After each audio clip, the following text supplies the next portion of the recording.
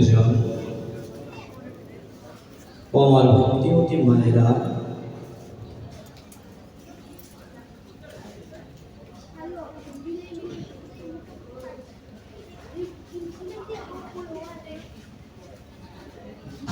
আজকে স্বর্গীয় পরলোক ধাম প্রাপ্ত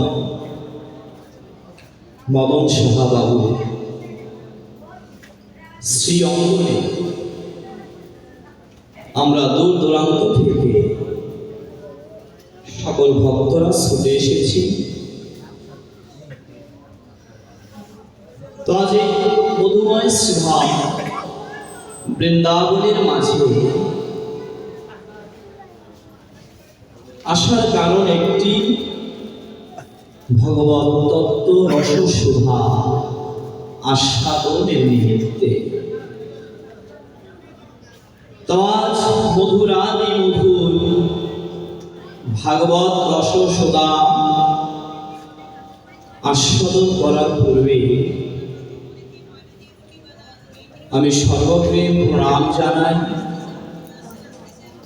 আমার ভাগবত জ্ঞান প্রদাতা শ্রী গুরু পাদপদ্ম শ্রীধা মায়াপুরে বাস শ্রী শ্রী ত্রিদণ্ডী স্বামী ভক্তি স্বরূপ সজ্জন গোস্বামী শ্রী গুরু মহারাজের অবর শ্রীরাত্রি চরণ বন্দনা করি। তৎপর আমি বন্দনা জানাই আমার পরম গুরু মহারাজ নিত্যলীলা প্রবিষ্ট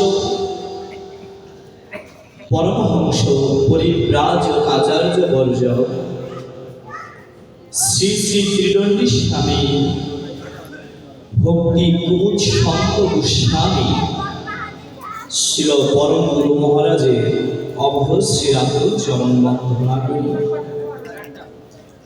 তৎপর আমি বন্দনা জানাই আমার পরমেষ্টি গুরু মহারাজ 64টি গৌরীয় মঠের প্রতিষ্ঠাতা 108 শ্রী শ্রী ভক্তি সিদ্ধান্ত সরস্বতী গোস্বামী ঠাকুর শ্রীল প্রভুপাদের অভয় শ্রীরাত্রি চরণ বন্দনা করছি।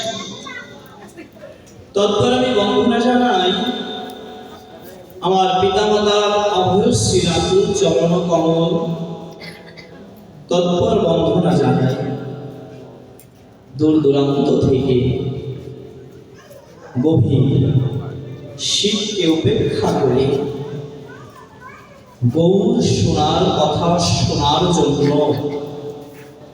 যত সকল ভক্তরা উপনীত হয়েছে সকল শুদ্ধ ভক্তের অভয় শ্রীরাত্রি চরণে অগ্নি সন্তানের সহস্র কোটি ধন্যবাদ। সুধীজন, হরিকথার পূর্বেই একটু বলতে হয়, না বললেই নয়। আসলে আজকে আমার মতো নরাধমের পাপী এহেন বৃন্দাবনে আসার কথা ছিল না। এখানে হয়তো অন্য কোনো এক পাঠক বা পাঠিকা তার পাঠ ছিল আজকে, তো তিনি হয়তো বা যেভাবেই হোক অ্যাক্সিডেন্টে পড়েছেন, এমনটা নয়। অ্যাক্সিডেন্ট করেছেন, আসতে পারেনি।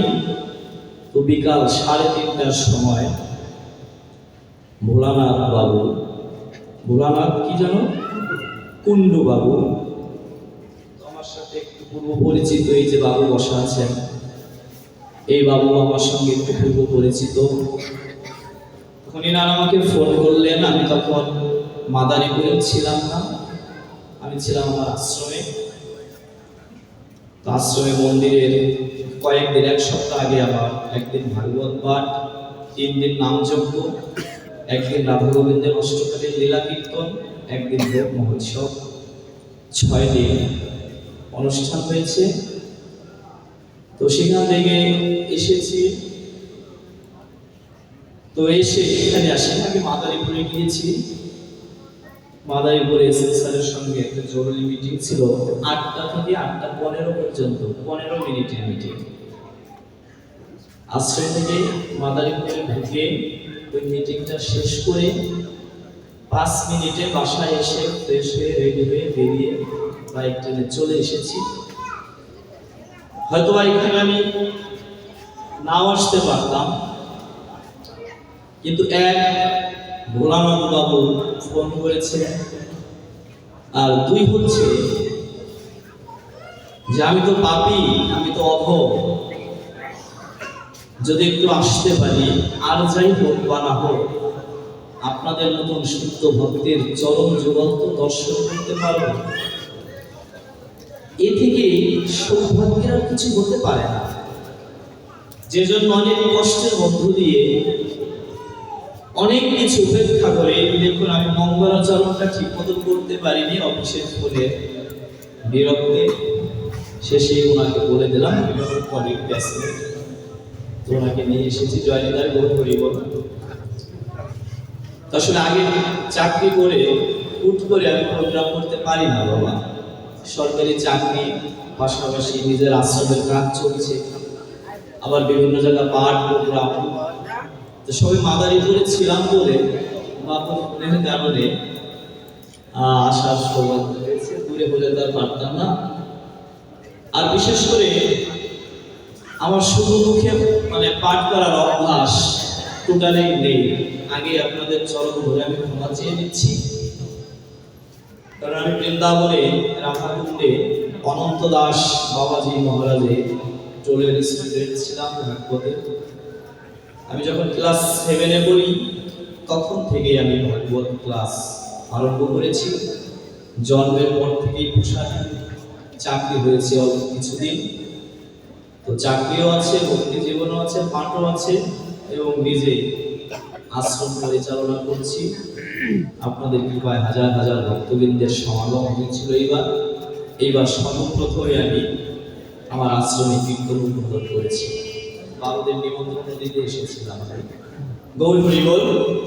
তো যাই হোক, আলোচনায় না গিয়ে আগে বলছি, আমার সঙ্গে মিউজিক থাকে, বাদ্যযন্ত্র থাকে। আপনারা অনেকেই আমাকে চেনেন। আপনাদের এই যে এই পাশে পালপাড়াতে আমি প্রোগ্রাম করে গিয়েছিলাম, অনেকে হয়তো এখানে বসাও থাকতে পারেন, ছিলেন বাবা, আপনারা দেখেছেন। তারপরে কুমারট্যাগে আমি 3 দিন প্রোগ্রাম করে গিয়েছিলাম। আমার অভ্যাস মিউজিক দ্বারা, কিন্তু যাই হোক হঠাৎ করে 1-2 ঘন্টার মধ্যে তো তাদের নিয়ে আসা সম্ভব নয়। তা আপনাদের চরণের কৃপা নিয়ে ব্যাসাসনে উপবেশন করেছি, কৃপা করবেন। মিউজিক নেই তাতে কি হয়েছে, মুক্ত আছে, তাই না? আর আপনাদের আর নেয় সুন্দর 2টি কর্ণ তো আছে, সুন্দর একটি হৃদয় সিংহাসন তো আছে, তাই না বাবা? ওখান থেকে যৎকিঞ্চিৎ কৃপা করবেন। যতটুকু সময় মধুময় ভূষণের মধ্যে থাকি, যেন ভগবানকে নিয়ে, আপনাদের মতন শুদ্ধ ভক্তকে নিয়ে সময়টুকু অতিবাহিত করতে পারি। জয় জয় নিতাই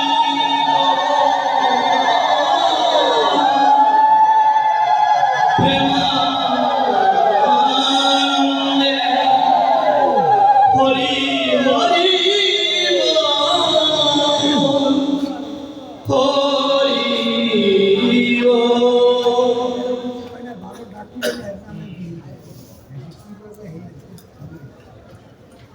তো শুধু আপনারা একটু বসুন। সর্বশ্রোতা বৈষ্ণবের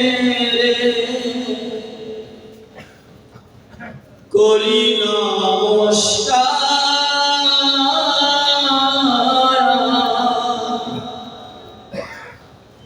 সবারে চরণ ধূলি দাও হে মস্তকে।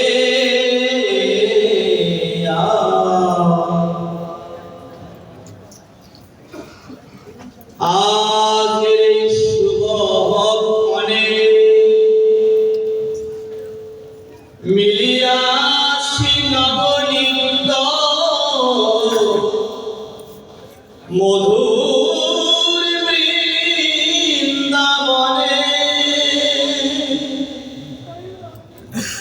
ভজিবারে করে আমার প্রাণের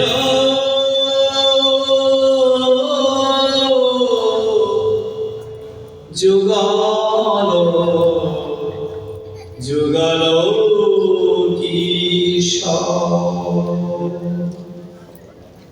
নব কিশোর নাটক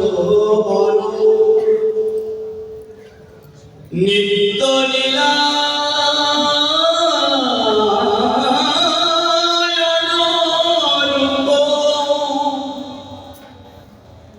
মাধুর্য পূর্ণ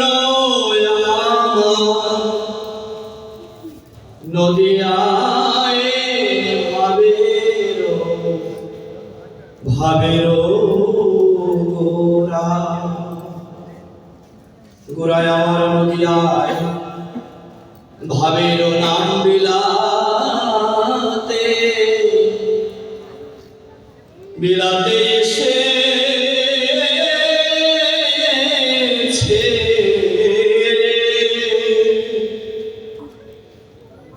বলিয়ে পাপাচ্ছন্ন পাপাচ্ছন্ন কলিজি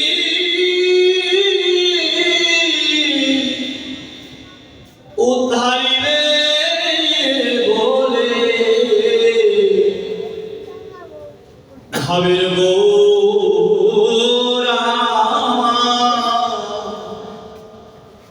আমার এসেছে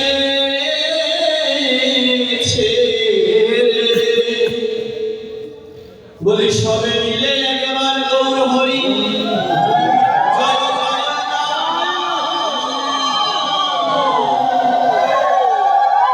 সে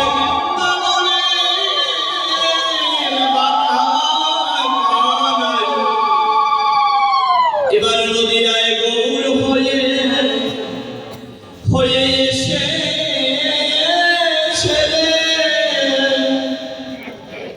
জয় গৌর হরি বল জয় রাধা জয় নিতাই শুধু জয় আমরা পাপাচ্ছন্ন কলিগত জীব আগে আমাদের স্মরণে রাখতে হবে এটা কলিযুগ এটা কিন্তু বাবা সত্যযুগ ত্রেতা যুগ দ্বাপর যুগ নয় এটা কি যুগ মা কলির যুগ আর কলির যুগের ধর্ম হয় নাম সংকীর্তন আমরা যত নাম করি না কেন আমরা যত কিছুই করি না কেন মা এই কলির যুগে হরিনাম বিনে জীবের কোনো উদ্ধারের গতি নেই এবার সত্য ত্রেতা দাপর পার হয়ে যায় দাপর যুগ এবং কলি যুগ দাপর যুগ শেষ ভাগে কলি যুগ শুরু হবে বটে এই মুহূর্ত ক্ষণে এসে কৃষ্ণচন্দ্র ভগবান তিনি মনে মনে ভাবলেন শ্রীধাম বৃন্দাবনে বসে যে আমি তো দাপর লীলা সংবরণ করব আমি তো কৃষ্ণ অবতার পরিত্যাগ করব আমি তো আর রাখাল রাজা বেশে বৃন্দাবনে থাকবো না আমি তো 84 কোষ ব্রজমণ্ডলী অধিনায়ক হয়ে থাকবো না আমি তো দ্বারকা পুরীতে গিয়ে রাজত্ব করব না আমি অস্ত্র দিয়ে কত অসুর নিধন করলাম হস্ত দিয়ে কত অসুর নিধন করলাম কিন্তু এই কিছুই তো আমার থাকবে না সবকিছু পরিত্যাগ করতে হবে শুধু অস্ত্র নয় বৃন্দাবনের হাজার হাজার অসুর বৃন্দ নয়, তিনি এবার কেঁদেই ফেললেন। মা কেন কাঁদলেন জানেন?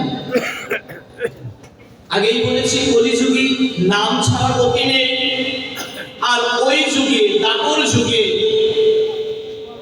ভগবান শ্রীকৃষ্ণ চন্দ্রের শ্রীধাম মাধুর্যপূর্ণ বৃন্দাবনে একনিষ্ঠ ভক্ত ছাড়াও ভগবানের কোনো গতি ছিল না গো বাবা।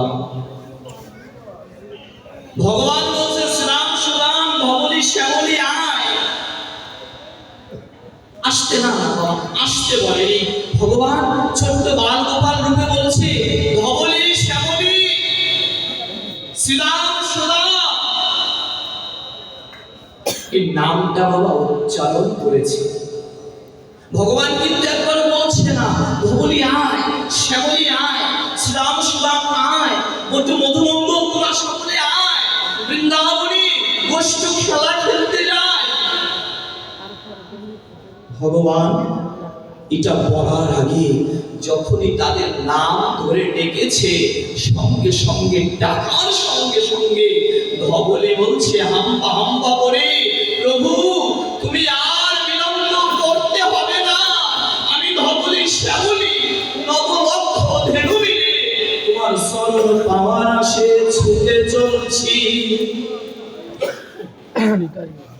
এখানে আমরা ভাবি এটা তো গাভী, গোমাতা, গোবৎস, তাই না বাবা? এই যুগে দেখুন গাভী আমাদের পাশে আসলে গাভীর সঙ্গে আমরা কি কথা বলতে পারি বাবা? আমরা কথা বললে, গাভীকে একটা আঘাত করলে গাভী কি বলে? হাম্বা হাম্বা বলে, তাই না বাবা? কিন্তু ওখানে না ওই হাম্বা হাম্বা সুরে না ভগবানের চরণ পাওয়ার আসে তারা ছুটে চলত। এইবার যখন সখাবৃন্দের নাম ধরে ডাকলে, সখাবৃন্দের নাম ধরে ডাকার সঙ্গে সঙ্গে না তাদের অন্তরের সঙ্গে ভগবানের অন্তরের সঙ্গে এমন একটি যোগসূত্র ছিল না বাবা, যেখানে এই যে আমি বদন দিয়ে মাইক দিয়ে সাউন্ড দিয়ে বলছি না, সেখানে বদন দিয়েও বলতে হতো না। ভগবান ডাকতো, ভগবান নাম স্মরণ করতো, আর সখাবৃন্দ গৃহে বসে মায়ের কোলে বসে অন্তর আত্মায় আরো মনে মনে মনে তাদের আদান প্রদান হতো। ভগবান যখনই নাম ধরতো না সখাবৃন্দ বুঝে যেত, তাদের অন্তরে জেনে যেত। কি জানতো? এই তো ব্রজের মাধুরী, এই তো ব্রজের কৃষ্ণ আমায় ডাকছে, ও মা তুমি আমায় ভালো করে সাজিয়ে দাও, আমি যাব আমার কানাইয়ার দর্শনে। সঙ্গে সঙ্গে সমস্ত সখাবৃন্দ ছুটে আসতো ছোট্ট কানাইয়াকে দর্শন করার জন্য বাবা। এই যে যত অসুবিধা করলো, যা কিছু করলো, তার জন্য ভগবান কাঁদলেন না একবারও। ভগবান কাঁদলেন কখন জানে? ভগবান এজন্য কাঁদলেন, হায় রে ব্রজের এই মাধুর্যপূর্ণ নিষ্কাম প্রেম, নিষ্কাম ভালোবাসাটা ত্যাগ করে আমাকে যেতে হবে কলিহত জীবের তাদের মধ্যে। কোথায় পাবো এহেন ভালোবাসা? কোথায়? নাম ধরে ডাকার আগে কোন ভক্ত ছুটে আসবে আমার দ্বারে? কারণ ভক্তই যে আমার অঙ্গ, ভক্তই যে আমার ভাব, ভক্তই যে আমার তরঙ্গ, ভক্তই যে আমার সঙ্গ। আমি সারাদিন অনাহারে কাটাতে পারি। কে বললেন বাবা? কৃষ্ণ কানাইয়া। সারাদিন আমি অনাহারে কাটাতে পারি, তাতে কোনো দুঃখ নেই। সারা রজনী আমি অনিদ্রায় কাটাতে পারি, তাতেও কোনো দুঃখ নেই। কেউ আমাকে অস্ত্র দিয়ে আঘাত করুক, তাতেও আমার কোনো দুঃখ নেই, কষ্ট নেই, তবে একটা কষ্ট, একটা বড় দুঃখ আমার আছে। সেটা কি জানো না? যেই দিনটায় আমার ভক্ত সঙ্গবিহীন দিন, সেই দিনটাই যে আমার বড় দুর্দিন। তাহলে আজ বৃন্দাবনের মাঝে এই সখীবৃন্দ, সখাবৃন্দ এত ভাবে আমাকে ডাকছে, আমাকে ভজন করছে, এই ভক্তের ভক্তি আমি কোথায় পাবো? কি দিয়ে যাবো? কি দিয়ে আমি পরিহত এই পাপাচ্ছন্ন মূঢ় জীবকে উদ্ধার করব? বেশ, উদ্ধার করার নিমিত্তে পরিহত জীবে পরম বান্ধব হওয়ার নিমিত্তে কৃষ্ণ কানাইয়া ভগবান মধুময় বৃন্দাবনে বসে বসে ভাবলেন। কি ভাবলেন মা? শাস্ত্রে বলতে মীরা কহিছে বিনা প্রেম ছে নহে মেলে আমার নন্দলালা। নন্দলালা কি? শ্রীধাম বৃন্দাবনের বংশীধারী গোবিন্দজি ভগবান। মীরা কে বাবা? মীরা ছিল একটি রাজকন্যা। ছোট্টবেলা থেকে বাবা মা যখন কীর্তনের আঙ্গিনায় নিয়ে যেত না, সবাই অনেক খেলনা কিনতে চেত, আর মীরাকে বাবা বলতো, বাবা তুমি কি কিনবে? বাবা আমাকে একটি গোবিন্দ মূর্তি কিনে দাও। ছোট্ট বালিকা, দেখুন ভজনটা কোথায়, ভগবানের কৃপাটা কোথায়। বাবা বলতেন তুমি কি কিনবে মা?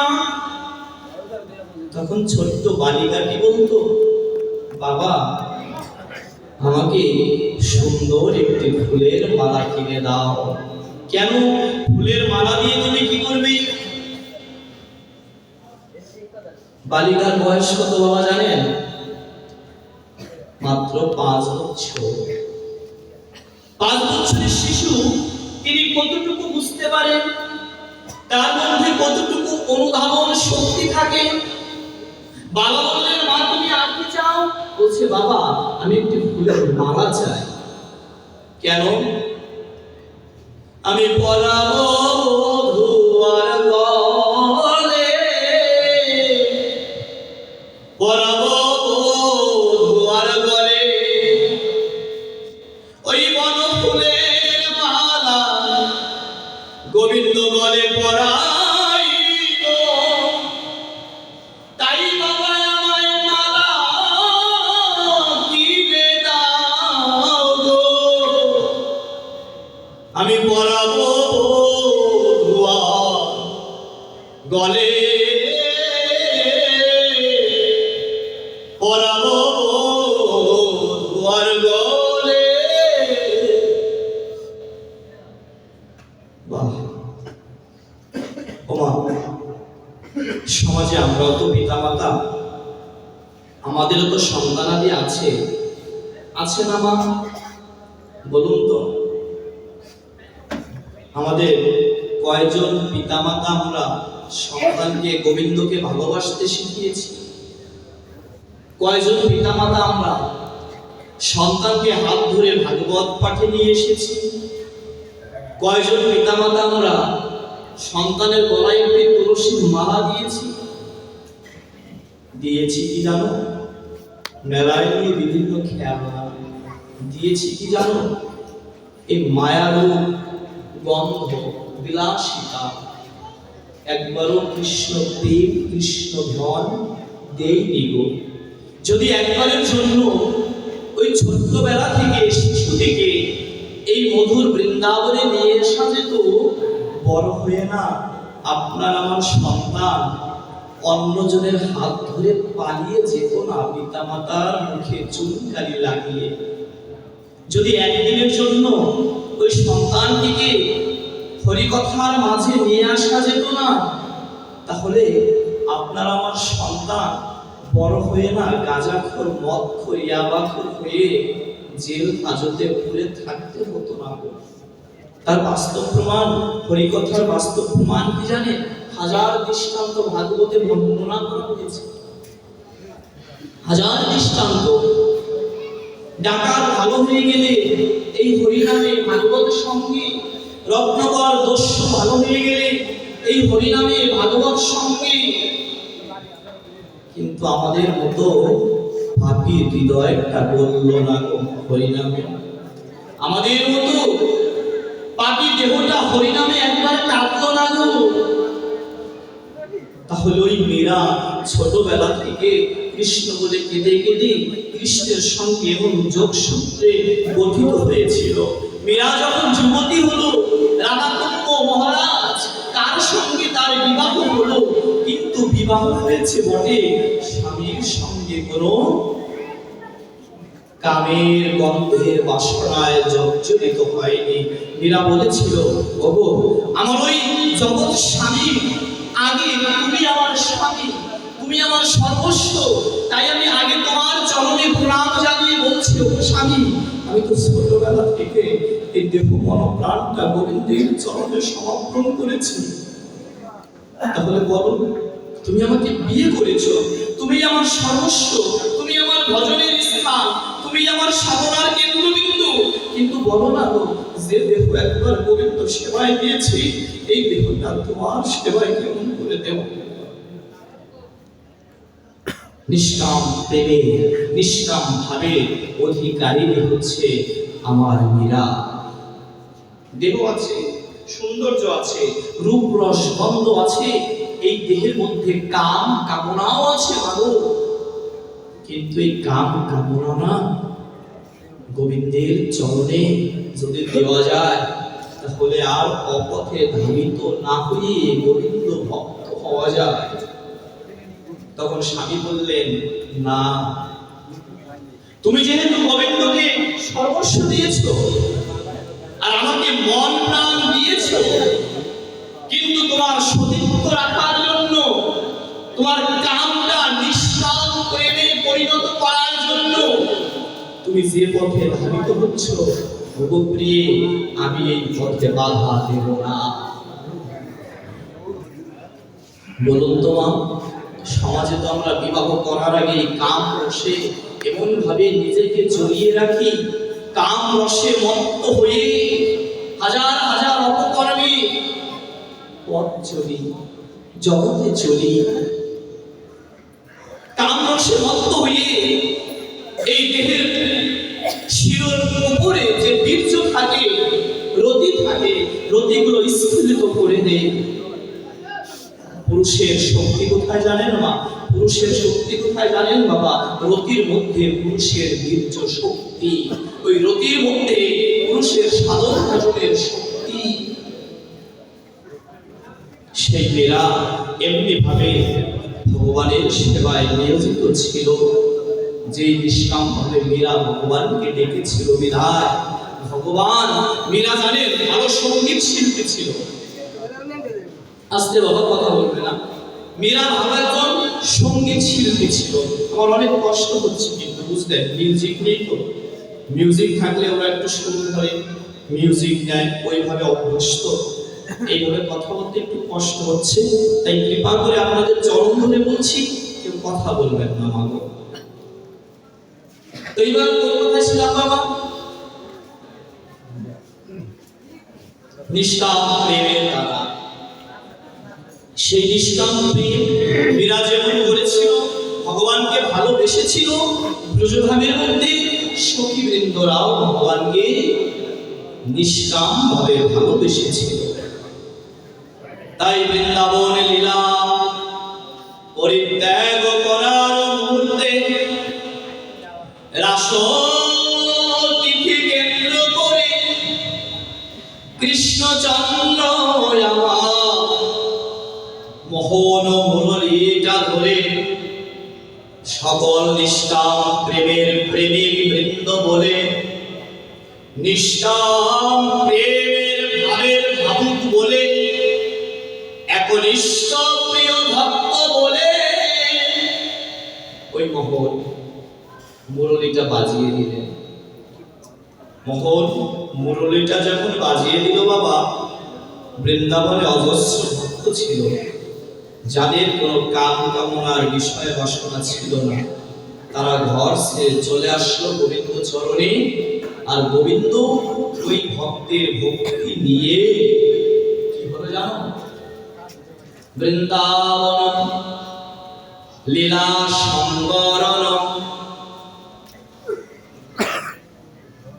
বৃন্দাবন লীলা সংবরণ ফাল্গুন দোল পূর্ণিমা কেন্দ্র করে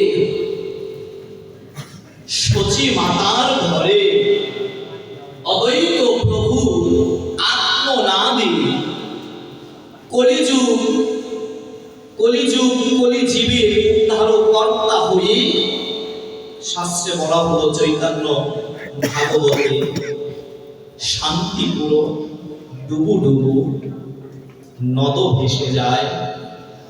শান্তিপুরে বুড়ো গোসাই ধুলো মাখে গায়।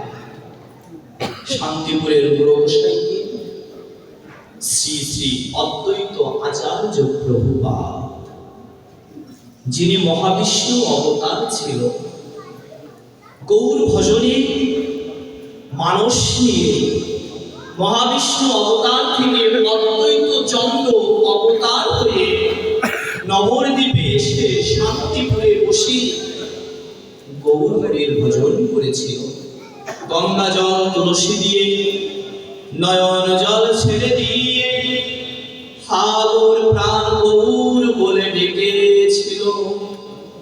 অদ্বৈতের হুঙ্কারে কৃষ্ণ অবতার ছেড়ে দিয়ে, ওই কৃষ্ণ সত্যযুগে কে ছিল বাবা? চতুর্ভুজ নারায়ণ। ত্রেতা যুগে রামচন্দ্র, দাপরে কৃষ্ণ। ওই কৃষ্ণ কৃষ্ণ বর্ণ কৃষ্ণ ভাব লুকায়িত করে রাধারানীর ভাবকান্তির সঙ্গে নিয়ে ফাল্গুনী দোল পূর্ণিমা কেন্দ্র করে নবদ্বীপ ধামে সচি মায়ের কোলে এসে অবতীর্ণ হলো। সকলে বলুন গৌর হরি কি।